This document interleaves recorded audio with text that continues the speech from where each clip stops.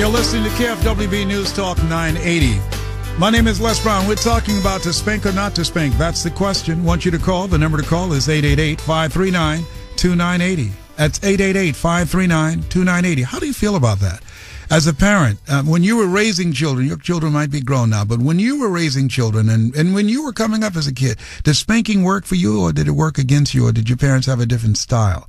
The number to call is 888-539-2980. We always get a variety of positions and conversations about this.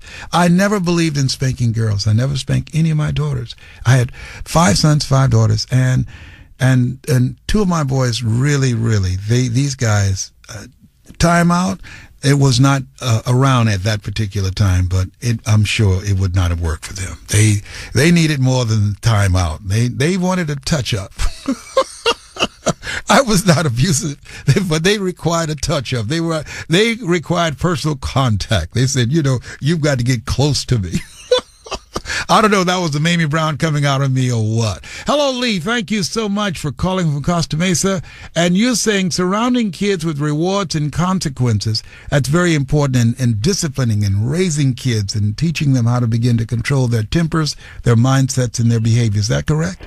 Yes, absolutely. I don't have any children of my own. I've been married 13 years, but I'm surrounded by about 17 to 20 of them every Sunday morning at Sunday school, and then I have 3 nieces that I love and am involved in their lives a lot. And it seems like there definitely has to be a relationship there, and then when you want something from them, be very specific in what you want.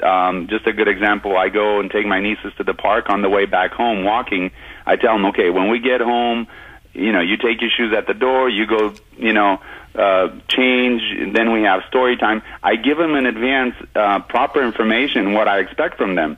I tell them, if you follow these, 2-3 steps, and this is from a 3-year-old to a 10-year-old, if you follow these steps, go take your shoes properly at the door, you go change into your jammies, then we have story time. If that takes place, then we'll have story time. If not, and what I do that's very important is that you're firm and that you stick to your guns. If they don't, they do that whole thing, well, Yes. They miss one step and they want to pull it off and they go, well, can we still have the story? Well, did you follow the 3 steps I gave you? And you only have to be that way once or twice, and they know that you mean what you say. Yeah, so you're talking about consistency with the disciplining and whatever it is that you're saying, that if you don't do this, you're not going to get this. Absolutely. Yes. And also the relationship I have with them, my nieces. But, going back to the 3-year-olds, I can't discipline them as a parent. I have to be like a teacher, but yet still get results. And it's finding out what they want, and you take that and use it for your advantage to get what you want out of them. Absolutely. That makes a good point. One time with me, they want to hear the story, have story time. So I use that as a leverage to get what I want, which is proper, shoes in the proper place and go change and make sure you brush your teeth, all of that stuff that needs to be taken care of when I'm there, so that they walk those steps, because at the end there's a story time. Yes. Well, listen, Thank you. You're using choices and consequences. Thank you very much. Absolutely. I appreciate you, and thanks so much for listening to the show, Lee. Thank you. You've grown on me. I listened to your show right after... Dave Ramsey? Yeah, Dave Ramsey. So you've been growing on me for the last couple of weeks. Oh, thank you. Well, I love your voice, man. You have a great speaking voice. You ever decide to do that, let me know. I can mentor you. Oh, definitely. Okay, take care, my friend. Thank you. Take care. Bye now. There's something that Deborah Sindick said from the Center for Effective Discipline, and I want to go into what she talked about and the problem with discipline, but I want to talk to Lisa right now. Lisa, thank you so much. I want to know, how do you feel? You're pro-spanking, I understand that, but you're saying don't do that while you're angry. Exactly. I believe in spanking when it is done properly, as the old school, Dr. Spock. The rod still works if applied as discipline and only on the buns, nowhere else, and never in anger. Yeah, absolutely. You're not taking it out on the person. You're actually telling them this is what's going to happen, so it's a consequence. The Bible says that if you spare the rod, you spoil the child. Exactly.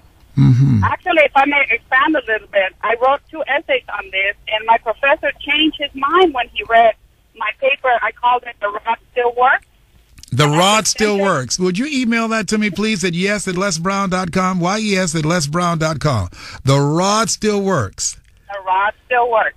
Wow. I still love my paper, and it's totally backed by experts. Okay, well, please, I really want to read that. I'm very curious about that.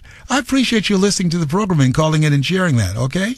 Thank you for taking it. Thank you. You're really about to change my mind about Phil and Emiliano now.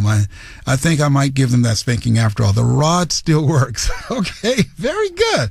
Might tighten up the programming on the show here. Okay, so what we're doing here, Debbie said this. Debbie Sendick said, the Executive Director of Anti-Spanking Center for Effective Discipline. She said the problem many people have with spanking is that parents in general can't judge when they cross the line between reasonable physical punishment and abuse. That message resonates with many baby boomers who believe in their own form of discipline, which is time out. And so one of the things that was just said by Lisa, you don't want to spank while you're angry. But you know something? I can't spank you if I'm not angry. That's the challenge. If you cool down, you just won't feel. You got to be in a certain state of mind, and there's got to be a certain energy that's going that will allow you to go to that place. Because most people don't want to do that. I don't believe most parents want to do that. My mother used to say, "Leslie, this hurts me worse than it does you." I said, "Then stop." I say, don't hit me anymore. You can stop it. I'll be good. I promise I'll be good. Yeah, whatever. And she would have to chase me. I would be screaming for the neighbors, Miss Catherine, Miss Lillian, she's killing me. Please come help me. Mamie, don't kill that boy. Yes, she is. I'm not killing that boy, just bad. I would call the neighbors out the window. I was running, and my mother she would be chasing behind me because I would just stand there. Oh no, you would have to catch me to beat me. But she was not abusive. She would flip you. And she would use a belt and switch, but she never punched me in the face or in the head or anything like that. Slapped me upside the head once or twice, yes. Mamie Brown was interesting.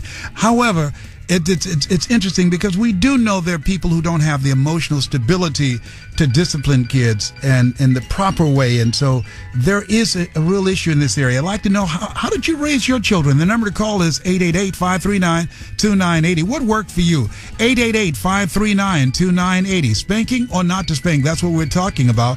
888-539-2980. My name is Les Brown. This is Mamie Brown, Baby Boy, and you're listening to KFWB News Talk 980.